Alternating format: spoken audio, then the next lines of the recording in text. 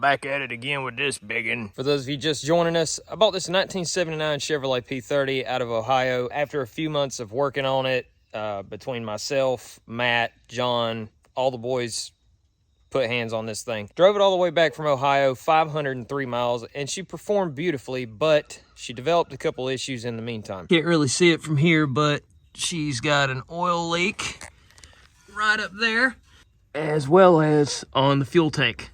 Luckily, I finally got all the parts together to fix this bad boy. So that being said, let's get after it.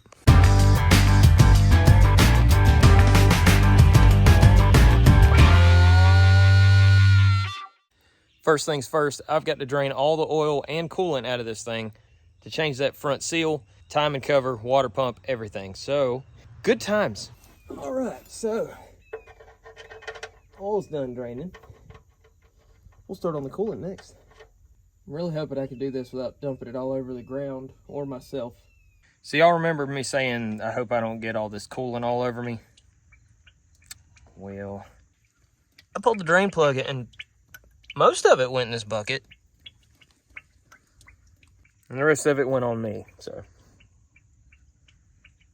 least I smell good. All right, now that we got the fluid drains out of the way, I've got a lot I gotta do up under here. So the seal that I've got to change is up behind this timing cover. So that means the water pump, belts, pulleys, and this fan all have to come off before I can even get to the seal. So yeah, I get to pull all this stuff out. Probably end up wearing some more coolant in the process because I highly doubt all of it came out through that radiator drain. So I am really looking forward to this.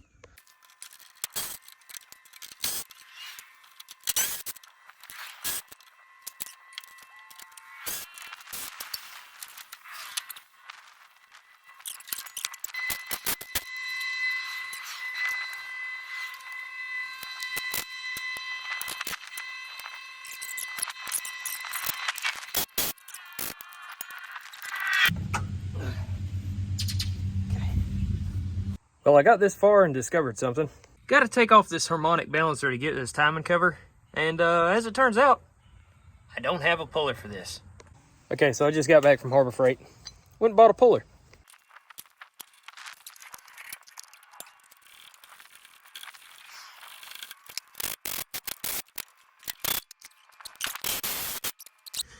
Well, my phone overheated, but I got it off. That's definitely where our leak's coming from.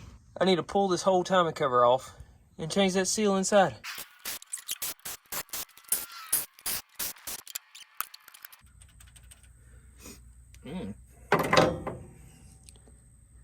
That could be bad news.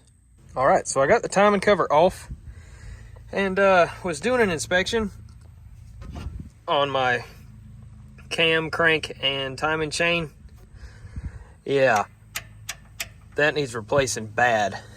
None of the teeth are broke off and the gears look like they're in good shape, but this is super loose and you can see where it's stretched and starting to walk off. Yeah, that's bad. I'm gonna have to replace this. I don't have one. I'm gonna have to see if a local parts house has it. If not, I'm gonna have to order one. It's not a hard part to replace, but if I just let this go and it lets loose, I'll be looking at a rebuild, if not a new engine. So, not a risk I'm willing to take. I was really hoping this would go better than this, but it do be like that sometimes. I want to upgrade this to the double roller, and nobody has it in stock. So, I'm going to have to order that, and it's not going to be here till at least Monday. I want to go ahead and get this video out. So, this is going to have to wait because I can't put it all back together like this. I don't trust this timing chain. So, yeah, that's bad. I just drove 500 miles with this timing chain like this. Sheesh. I'm going to go ahead and just order it online. It'll be here probably Monday or Tuesday, and I'll put this back on. Then I can put this back together because I just don't want to have to tear it all back apart again. But what I do have is the fuel tank. So we're going to replace the fuel tank because it leaks bad. Let's go do that after I get all this cleaned up. Yeah. I made a mess.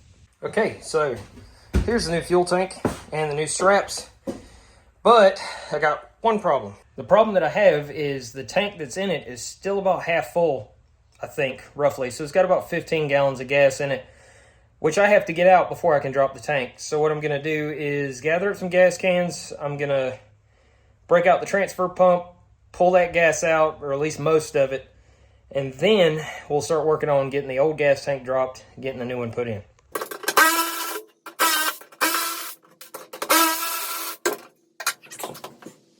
Of course it's not lined up with the hole. That just makes too much sense. It's alright though. I'll get it off of there.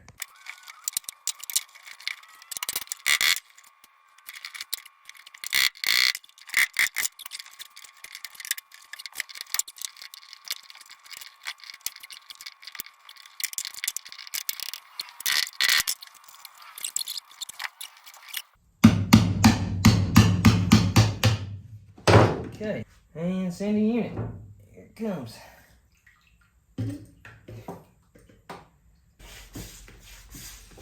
This is quite the workout.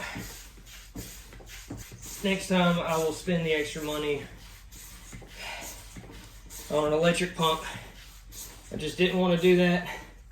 It was a safety concern with this being gasoline.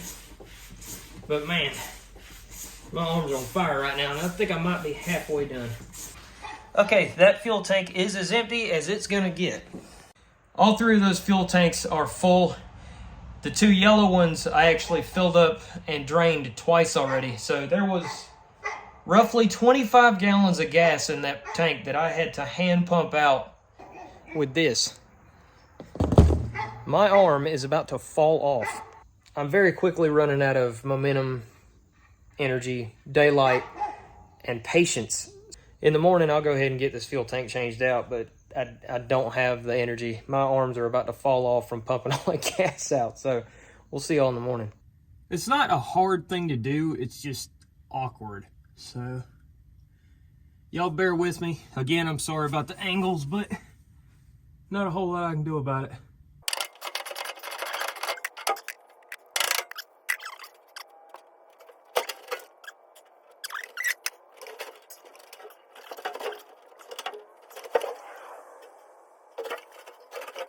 So, I found our leak. I don't know if y'all can see that, but yeah, there it is. See the gas running out? There's a pinhole right where the strap was going. So, yeah. We'll go ahead and get this out of here. I forgot to disconnect the filler net because, yeah, I'm in a hurry. So I'll get it disconnected. I'm going to go ahead and get this out of here so I'm not laying in gasoline all day.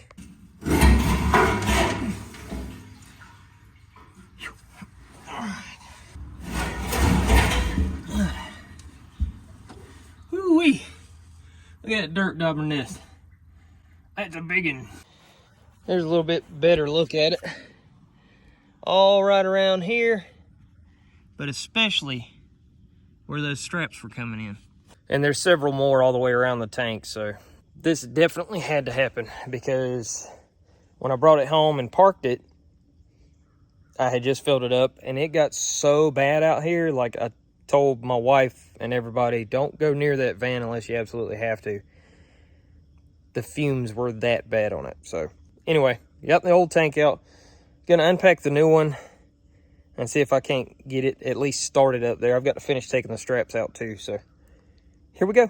All right, so finally got the straps out. That was super fun because them bad boys, these bolts right here, they were in there. Good God. I had to put probably 10 UGAs and 4 DUGAs on there to get those off. Tank straps in. These were a little bit different of a design. They actually use these hangers on the back to tighten it after you put the tank in. So that was a little different. The front mounting holes for these straps were a little smaller than the original. So I went ahead and drilled those out. I mean, when I say a little smaller, they were like 1/4 holes. And they had a threaded piece on the other side. I drilled that out completely to use the original bolts, which were 7/16. And they go straight through into that frame rail and then bolt down from the other side. So Now all we got to do is slide this tank in place, and I'll probably use a jack to lift it up just to get it roughly where we need it. We'll tighten these straps down and see if we can't maybe get this tank mounted up here basically by ourselves. All right, so here's the old tank. Here's the new tank. At one point, that looked like that. It just blows my mind. It's amazing what 45 years will do to you.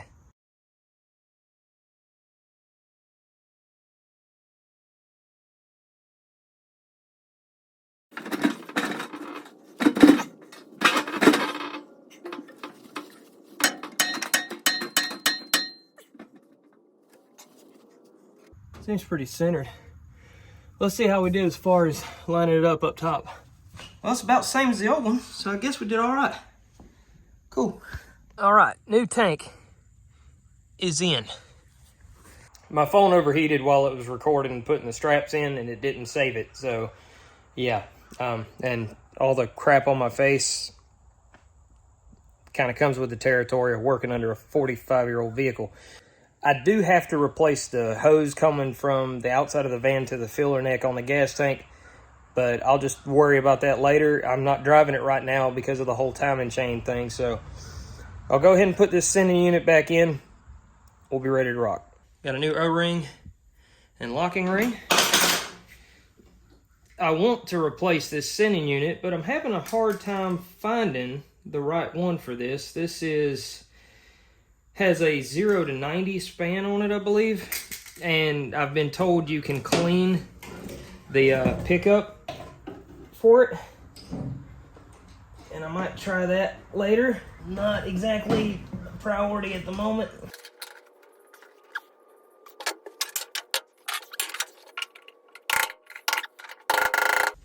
Okay.